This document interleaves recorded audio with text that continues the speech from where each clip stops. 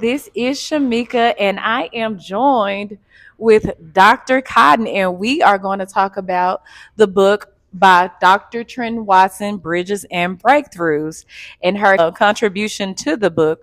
So, Dr. Cotton, could you kind of walk us through your chapter and your contribution to the book? Hi, thanks for having me. My chapter is called Connecting the Content, and it mainly speaks about how to capture the students' attention so that they will actually want to learn about what the teachers are teaching. So it focuses on student engagement strategies. That is extremely impactful. So, I must ask you, in a social media driven society, how do you capture the student's attention? Excellent question, because that's the point of it all. When you're starting a lesson, why not focus the lesson on some of the social media trends? Why not use some of the social media to capture their attention, and then you use that to bridge what they know already and introduce them into what you're going to be learning for the day? Okay. How did you know you were meant to be an educator? uh, Looking back, I wanted to be a pediatrician. Yeah. In the summer of I was about 17. I was working in a pediatrician's office, and I just knew I wanted to be a pediatrician. And then my first semester in school, I took biology. There were about 100 people in the auditorium. The professor came in, started immediately teaching, told us that most of us would make it, was very negative. The note taking was like on a projector screen, never looked up. It was just a straight hour of excruciating lecture. And I said, "Ooh, I don't like this." Right. So science was, I didn't think was my bag. I didn't think I would do well in science just based on my experience with that professor. And as I continued through college, I thought I still want to help kids. And so I started looking into education. I thought back to my teachers who took time with me, who cared about me, despite my outer appearance and my socioeconomic status in school. I was a good learner.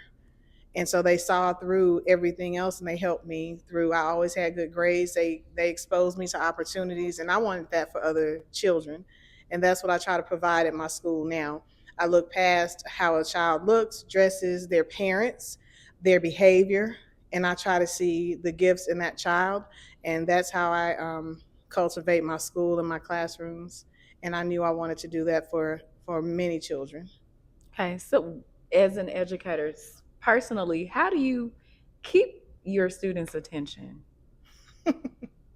Well, in the classroom, I try to make the learning relevant. So again, I try to connect to something that they already know, because everything that we're learning is relevant to things that we need to know or that we already know.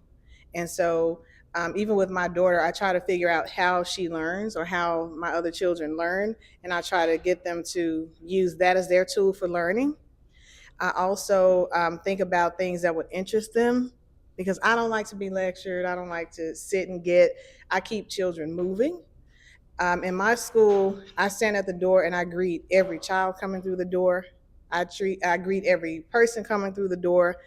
If I know I need to correct a student, I will correct them, but I follow with a compliment. So if they're not in line, I say, "Hey, I need you in line." If they don't do it, I may show them. I may walk up to them and say, "Show me hands," or "Show me halls."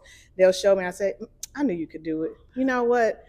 The next time I see them, let me see halls. They show me. You know what? You're the best line leader I've seen today, and they just blush, and they could be like the most horribly behaved child ever, but just that compliment to follow, it kind of breaks that barrier, and then they look forward to it. They start coming down the hall, and then you should see them over exaggerating, to show me how they walk through the hall. So I build relationships with almost every student every day, because I want them to know I see you.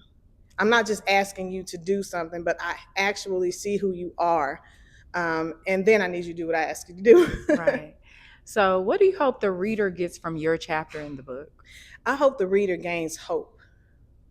These are people who want to be educators. They don't actually know what it's going to take. They don't know how to do it, but they have the desire.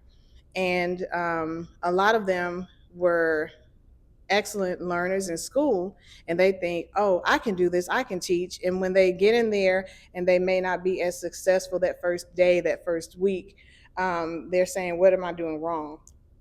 But it's okay.